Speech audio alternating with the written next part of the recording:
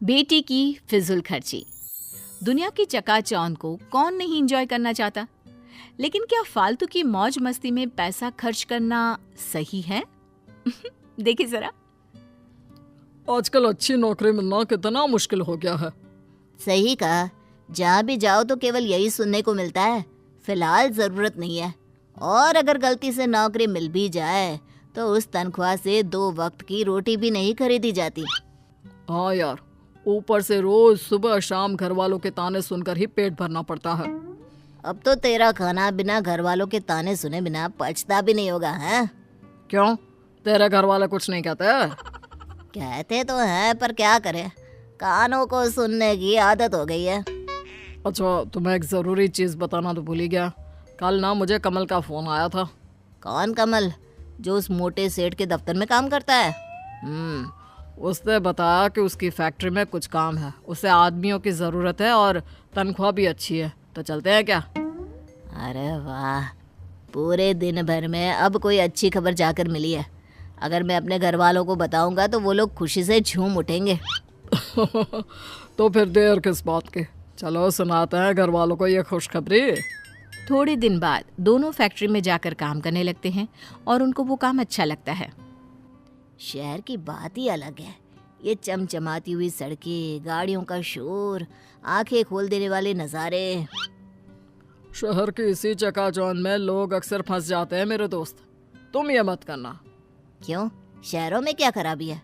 हमारी सारी ज़रूरतों का सामान यहीं मौजूद है और मैं तो खूब पैसे कमाऊंगा और यहीं एक अच्छा सा घर देखकर अपने परिवार के साथ बस भी जाऊंगा। पर उसके लिए मेरे दोस्त हमें बहुत सारे पैसे कमाने होंगे, और पैसे कमाने के लिए हमें मुंह कम हाथ ज़्यादा चलाने होंगे। ऐसे ही काम करते करते 2-3 महीने बीत जाते हैं। काम करते करते पता ही नहीं चला कब 3 महीने बीत गए। अब तो घर वालों की बहुत याद आती है। हाँ सही कहा, कल माँ से बात हुई तो माँ भी यही पूछ रही थी, घर कब आ रहा है?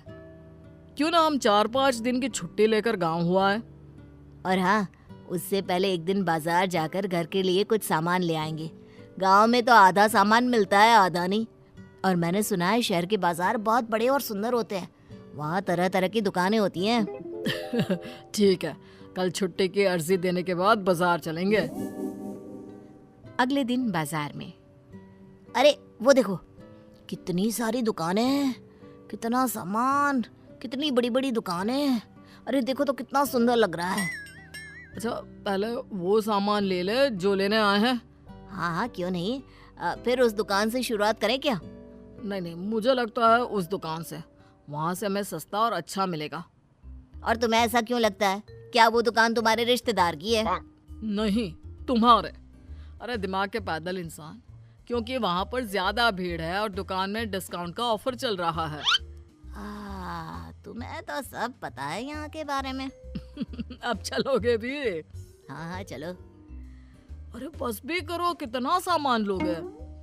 चलो ना, उस दुकान में भी देखते हैं। सारा जरूरत का सामान तो हम ले चुके हैं, अब तुम्हें कौन सा सामान चाहिए? जब हम दुकान के अंदर जाएंगे तभी तो पता चलेगा कि हमारे पास क्या नहीं है। बस ये आखिरी दुकान है, इसके बाद सीधा घर चलेंगे, ठीक है? ठीक है, पक्का। अब चलोगे भी अंदर? तुम्हें नहीं लगता कि तुमने आज काफी खरीदारी की है? मुझे तो और भी करनी थी, पर सोचा आज के लिए इतना काफी है। मुझे तो लगा कि तुम थोड़ी देर बाद मुझसे पैसे मांगने लगोगे। अरे वो तो मैं भूल ही गया था। मजाक कर रहा हूँ। फिर कभी आएंगे।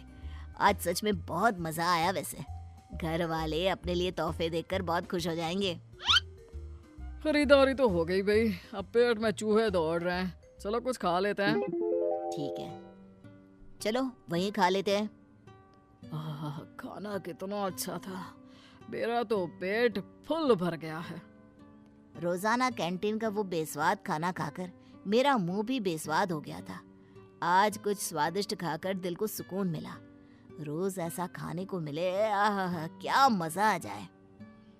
कैंटीन का खाना तो ठीक ही होता है, हाँ आज का खाना उससे ज्यादा स्वादिष्ट था, मानना पड़ेगा। उस दिन से सुरेश कई बार बाजार जाता खरीदारी के लिए और साथ साथ बाहर से ही खाना खाकर आता। सुरेश, तू कल शाम को कैंटीन में खाने को नहीं आया। मैंने बहुत देर तक तेरा इंतजार किया। फिर किसी ने कहा कि तू बाजार गया है।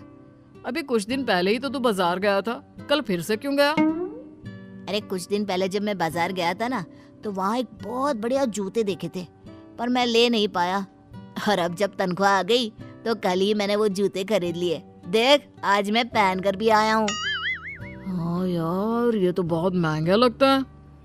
लग कैसे रहे, आजकल ना मार्केट में बहुत चल रहे हैं, ज्यादातर लोग यही जूते खरीद रहे हैं। लेकिन तुम्हारे पास तो जूते हैं ना, तो फिर ये नए जूते क्यों? अरे क्योंकि ये आजकल ट्रेंड में चल रहा है। छोड़ो, तुम नहीं समझोगे। लेकिन तुम अपनी सारी कमाई बेफिजुल की चीजों में खर्च कर रहे हो। बेफिजुल कहा, जूते ही तो लिए हैं, और एक आध सामान बस। कुछ दिनों बाद अरे वहाँ के छोले पूरी इतने अच्छे थे, इतने अच्छे थे, क्या बताओ सच में। क्या बता रहे हो? जरा हमें भी बताओ। कल ना मैं बाजार गया हुआ था, वहाँ मैंने छोले पूरे खाई, बहुत ज्यादा स्वादिष्ट थे। तू कल फिर बाजार गया था? तुझे नहीं लगता तू कुछ ज्यादा ही बाजार जाने लगा है और बेफिजुल की चीजों में अपनी कमाई उड़ा रहा है? अरे तू फिर से शुरू हो गया। तुझे इतनी दिक्कत क्यों हो रही है? तू तो ऐसे बोल रहा है जैसे तेरी कमाई उड़ा रहा हूँ। अरे अपनी कमाई से तो खा रहा हूँ ना। लेकिन अगर तू अपनी सारी कमाई ऐसे ही उड़ाता रहा तो अपने घर वालों को क्या भेजेगा? उसकी चिंता करने की जरूरत तुम्हें नहीं है। बड़ा आया मुझे भाषण देने वाला। उसके बाद से सुरेश राम से दूर रहने लगा। कुछ महीनों बाद दोनों अपने घर जाते हैं। अरे तुमने सविता का घर देखा? उसने कितना शानदार घर बनवाया है। हाँ, मैंने देखा। जैसा मकान शहरों में देखने को मिलता है ना। मैंने सुना है उसका बेटा राम शहर में नौकरी करता है, उसी की वजह से वहाँ एक पक्का मकान बनवा पाए।